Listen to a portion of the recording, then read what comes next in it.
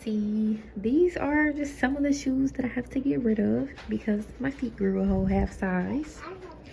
And yeah, it sucks, but that's part of mom life. And action. I tried. Anyways, hi guys, welcome back to my channel. I am the Bougie Mommy, and today, as you can see, we have the guest of honor sitting with us today. This is Beauty, aka the Bougie Baby. Today's video is going to be about the after effect of pregnancies, also known as postpartum, also known as the new generation term, the fourth trimester. I think this is what a lot of people do not talk about, which is, I wouldn't only call it the negative sides of pregnancy, postpartum, but it's just some stuff that you should know. Not everybody will go through these things. Some people will go through this and some people will go through less. Some people, if they're lucky, they'll go through none. But yeah, I'm still dealing with pregnancy brain, so I have to have my paper with all the stuff. Yes, you see this is a lot, so you can see that I am not lying, that you deal with a lot of things. But again, this is just my personal story. I don't want to scare anybody. I hope you don't go through any of it, but if you do, hey, Eve shouldn't have ate that apple, and because she did, this is what we have to go through as women. So the first thing that I dealt with, again, is pregnancy brain. Sometimes it seems like pregnancy brain is worse now that I'm not pregnant. Why? I don't know. That's something I'm going to ask God when I get to heaven. I forget a lot of things. I'll literally change Beauty's diaper, and then I'll come and sit down in the living room, and then I'll be like, wait, did I change Beauty's diaper? And I have to literally, like, I prefer changing her on her changing table. So I have to take her all the way back to her room, take the diaper off, or just peek in her diaper, invade her little privacy and personal space, and just see that I changed her diaper. So yeah, I deal with pregnancy brain a lot. I will literally do something, we'll go all the way in the living room, and it was like, what did I come in here to do? And then my brain likes to just play tricks on me. Like, I think this brain has a mind of its own. But yeah, outside of pregnancy brain, I dealt with my teeth. I would say probably in the first month of me being pregnant, my teeth started to feel like they were about to fall out my head. Literally, I had to take calcium and just, vitamin D, and nothing was really working. They became super sensitive. And I dealt with a crazy craving. I'm embarrassed to say it, but my craving was sand. Like, literally play sand. I literally was like, one day I woke up and I was like, I want to chew on something, and nothing was chewy enough, nothing was grainy enough. And I went to Home Depot, spent $4 on a 50-pound bag of sand, and I would just chew it all day, every day. So I think that plays a part in like tearing down the, membranes or whatever parts of my teeth. So my teeth, I have cavities in probably every tooth, and I need a root canal. And when you're pregnant, you cannot get an x-ray. So I did go to the dentist, and they couldn't give me an x-ray to tell me what was wrong to actually save my teeth. So I have a mouthful of cavities, and it's just painful. So outside of my teeth being terrible because I ate so much fruit and candy being pregnant with her, I dealt with, let's see, skin, scalp, hair, all that. I personally did not deal with my hair shedding or hair loss. Don't want to jinx myself. I started going to Serentia Salon. That's in Birmingham, Michigan. If you are in Michigan, I would suggest, that's a plug, that you go there. I was getting, my hair washed and conditioned, deep conditioned, and doing steam treatments and stuff to save it, still taking my vitamins. But my scalp is very sensitive. So I would just be sitting here scratching my scalp and, would literally feel like I'm scratching a hole in my head. Not being dramatic. Skin, my face, acne. I just dealt with a lot, and still deal with it kind of even worse. Like, as soon as Beauty got pushed out, it's like my pores was open. I tried to get back on my regular face regimen, and it was just burning my face. So I don't know if you could see like the dark marks that I have, but my skin, it was just very sensitive. I went to go get a wax. That was the worst thing I've ever done in my life. It felt like every pull, like, it was literally pulling off my skin. Like, it was not like that before. So yeah, I talked about taking the prenatals. You get hairy. Like, my hair grew from taking the prenatals. Some people, get mustaches and beards and stuff like that. It's so crazy. Me, my legs got super hairy, where I probably shave my legs maybe once every couple months. My legs got so hairy, I looked like Wolfman. And my underarms, like, I was sometimes feeling like I was gonna braid my underarms hairs. Like, this was so much. So yeah, you get super hairy with the prenatals. What else? The stretch marks. right after I had Beauty, you know, they take the placenta out. I don't know why I thought that your stomach just go right back down. Mine did not go right back down. But as it was going down, it was just like kind of stretched skin. So my stomach is darker than the rest of my body. I'm not going to show it. It's none of your business. You're my business. Don't do that. But you know, my stomach got darker, and then I got stretch marks. I didn't get stretch marks until literally the 9th month, when I was almost done with this pregnancy. The stretch marks came out of nowhere. So yeah, I got the stretch marks, the darker skin, and then, you know, dealing with you okay, Beauty? Bless you. Okay, so what was I saying? There goes more pregnancy brain. I was saying, Beauty, what was I saying? You don't know?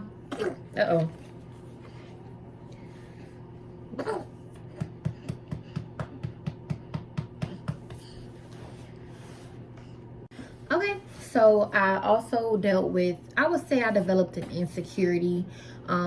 Before I got pregnant, I had lost like 20 pounds. And then when I was like at my goal weight, and it's like, woo, I'm here, you know, I'm happy, I'm confident. And when I had her, I gained 43 pounds, I want to say.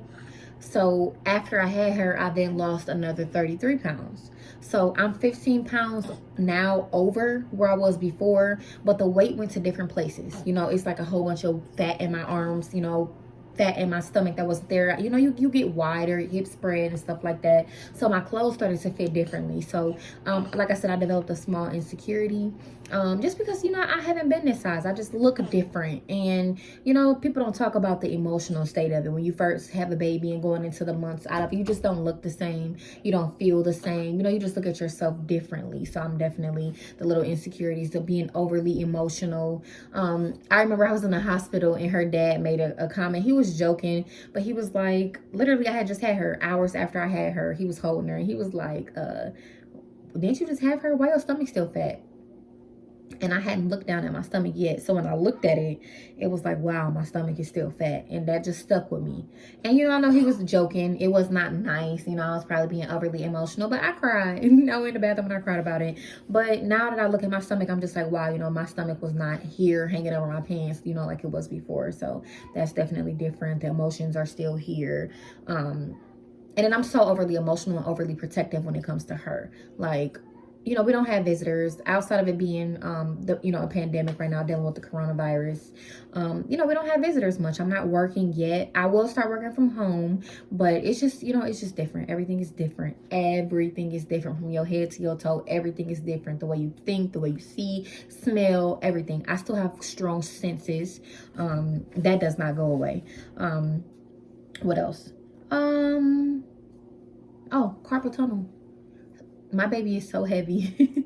Sometimes she is like, when I go to sleep in the middle of the night is when a carpal tunnel bothers me. I don't know if it's because I'm just laying still, my body gets stiff, but it'll be times where she'll wake up in the middle of the night and she wants to eat, or she'll wake up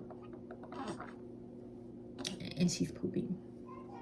I was just about to say that. In the middle of the night, she'll wake up and she pooped and I'll have to change her diaper. So I will pick her up and my wrist will hurt so bad. My wrist will be cracking. So as you can see, I have my braces. I want y'all to see that pregnancy carpal tunnel is real. And sometimes it gets worse after the baby. Outside of carpal tunnel, you deal with vaginal pain. First of all, if it's any guys that are watching here and it says, oh, this is TMI, too much information, you might want to log off now because it's about to get a little real. Because you deal with vaginal pain, you know, some women have to get stitches. It's just, you know, you deal with a lot with that. It was hard for me to walk. It was hard for me to sit down, you know, bend down, stretch, you know, all of that. So you deal with that vaginal pain. You deal with excessive bleeding. Some women bleed for months and months and months. And then, you know, that first period I heard is terrible. I personally haven't had one yet. It's going on a year for me, but that's because of breastfeeding. So I would highly recommend breastfeeding. What else? No appetite. When I first had Beauty, I was not producing a lot of milk for her because I wasn't eating. Like, the appetite, as soon as I had her, it was just gone. I didn't eat. Like, I was forgetting to eat, literally. And I would have to set reminders on my phone to eat. Or people would have to text me, hey, did you eat today? But yeah, you deal with no appetite. So for maybe like the first month and a half, I dealt with no appetite. And then, you know, during the end of February going into the end of January going into February, I just picked up this crazy craving. So I eat a lot now, but it's a lot of junk food. And one thing, listen, this is what they didn't tell me. Or maybe I just wasn't paying attention, or maybe pregnancy brain kicked in and I just forgot. But what you eat, you are what you eat is literal. Beauty is what I eat. I was eating so much sherbet ice cream. Like, that was my craving after I had her. And I was like, oh my goodness, why won't she sleep? Why won't she sleep? Why can't I sleep? We were both so hyper from me eating ice cream all day, every day, like 10 o'clock, 11 o'clock, 12 midnight, 1 in the morning. I'm just eating ice cream and feeding her. And we were just hyper. Up all night. So that's what they don't tell you about breastfeeding. In that 4th trimester, child, watch what you eat. Because if you eat like crazy, your baby gonna be up all night. Yeah, so also hormonal things outside of being super emotional. I am always super hot all the time. It'll be times where like I literally have to, you know, put Beauty down and I have to go outside. And we are in Michigan. I don't know if you've ever dealt with the Michigan winter, but it gets cold here. It's been 0 degrees outside and I'll be sweating and will have to step outside and be fanning myself. Like, let me just try to, you know, if I can get an ice bucket and you know, do that ice bucket challenge to cool myself down, I would do that. What else? No sleep. They don't tell you about that.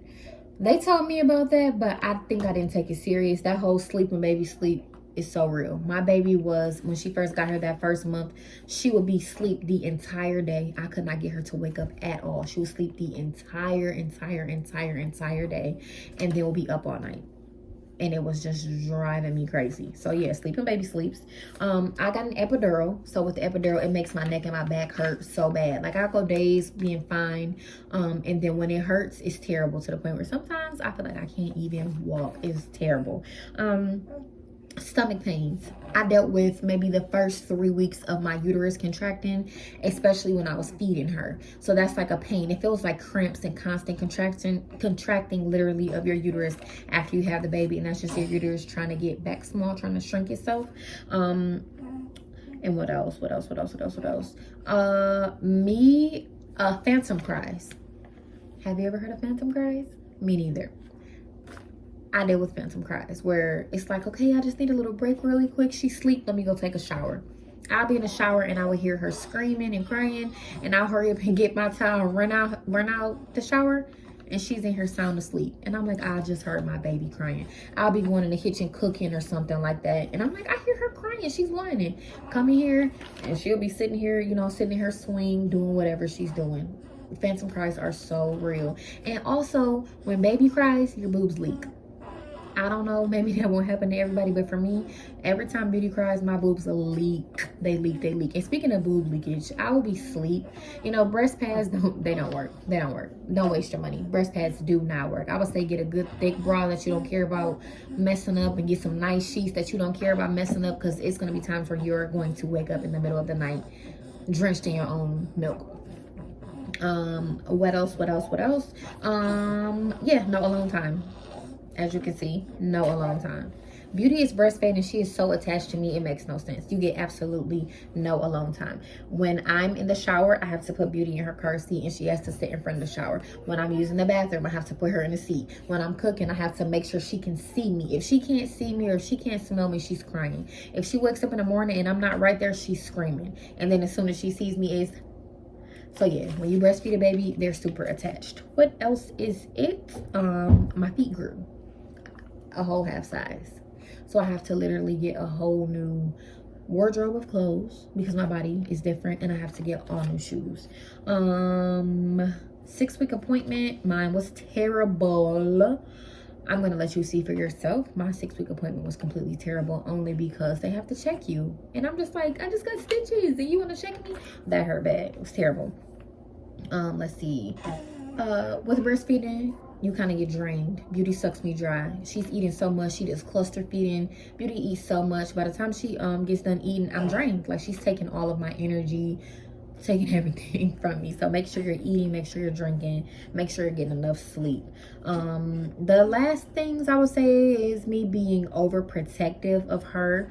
You know, I don't even, it's like so weird. Like, oh, she's so cute. And I'm like, oh, don't get too close. Like, I don't even want, don't touch her. She's mine. Like, I never thought I could have a love like this. And it's just so weird to be overprotective of her. And thank God that I can work from home. Because if I didn't work from home, I don't know what I would do. But I'm so overprotective of her. One big thing, well, two big things is, you know, I can't get my hair done, nails done, feet done normally like I would do because, like I said, I don't want to take her out in public. We're dealing with Michigan winters. You know, I just want to keep her safe and warm and healthy. You know, I don't want her to get sick in any way, shape, or form. So I don't go out and do things that I would normally do, and that's hard. So outside of not feeling like yourself, feeling insecure, you know, when you go look in the mirror and see, oh, my feet are not done, I need a pedicure, I need a wax, or I need my eyebrows done, I need my lashes done, I need my hair done. You know, adding that on top of insecurities just makes you feel not so good. Because I would do those things. I would pamper myself to make me feel good. And not being able to get out the house, it makes you just feel, And another thing about not being able to get out the house, going grocery shopping as a single mother is really hard. You know, my mom works a lot. My sister works a lot. You know, everybody's working a lot now because of the pandemic. They're trying to get their lives back together. So I can't expect people to have to help me. So it's times where I have to go do things myself. So having this big old car seat, putting it in a basket, and then trying to just put so much stuff in the basket, trying to stock up on water and stock up on other things so that I don't keep having to go out to the grocery store is hard. I can't push 2 baskets. So sometimes I can't get everything that I need because, again, I have this big car seat. So I have to ring the stuff up. I like to do the self-checkout. Ring the stuff up, bag the stuff up, put all the stuff in the car, make sure Beauty's in the car. Excuse me, go home, get Beauty in the house, take all the bags up the stairs and up in the house, get, you know, put Beauty down, change her diaper, feed her, you know, hopefully she hurries up and gets to sleep really quick. It's bedtime. Hopefully she gets to sleep really quick so that I can put the groceries up. Then I gotta meal prep, then I gotta cook, make sure I eat. So that's a big thing. And then the very last thing, you know, going into being a single mother, what was it? You know, you feel lonely sometimes. You know, everybody went back to their normal lives and you just have a baby, and then it's like you're so overly emotional, so needy. And you know, again, being a single mother, I didn't plan for this. This is not the life I chose, but this is the life that it is. And you know, what did I say? Honestly, not to get too personal, I just never thought that it would be me, but it is me, and that's, you know, that's it. It gets lonely, it gets boring sometimes, but the biggest thing and my biggest focus was trying not to go into depression. I've been there before, and I've heard so much bad things about postpartum depression. That 4th trimester depression can be crazy. I have felt myself trying to go into it, but every day I will go look at the you know, the things that are right on my mirror. You know, you be grateful. Just daily things that I would say, you know, to tell myself you're beautiful, even if I don't feel like it. I gotta definitely encourage myself and motivate myself every single day, whether I feel alone or not. And, you know, during this 4th trimester, this postpartum part, you have to realize that it's not only about you anymore. That's the number one thing. I would say, you know, every day you got to do your best. You got to take it day by day. You're going to make mistakes. It's not going to be easy, but don't lose yourself in the process, because if you lose yourself, who's going to take care of baby? You know, you've really got somebody dependent on you. And that's the advice that I would give to everyone. So, you know, moms that are out there, if you're pregnant, or if you just had a baby, or if you have multiple babies, or, you know, they're older, always understand that you're doing your best. You're trying. Take it day by day, and don't forget to love yourself. Don't forget to encourage yourself and motivate yourself. You're doing great. Congratulations, you made it this far. And if you can make it past this 4th trimester, because sometimes I think it's harder than the pregnancy, but if you can make it past this 4th trimester, you can do absolutely anything, especially if you did it during a pandemic. So that's my experience during the 4th trimester, aka that's rough again. But anyway, yeah, thank you so much for tuning into my channel. If you like this, if you want to encourage somebody or let them know what they're getting themselves into, go ahead and share it, like, comment, subscribe, whatever you want to do. Thanks for listening. I got to go feed my Beauty. I got to go get sucked dry again. Don't worry, mamas. I love feeding her. I'll do a video about breastfeeding one day, about the highs of it. It's a lot of highs, more highs than lows for sure. But it's a great bonding tool, and it's so healthy. So on a video eventually, I'm going to talk about breastfeeding, and my baby's hungry. So yeah, it's time to go give her the boob. Y'all have a good night.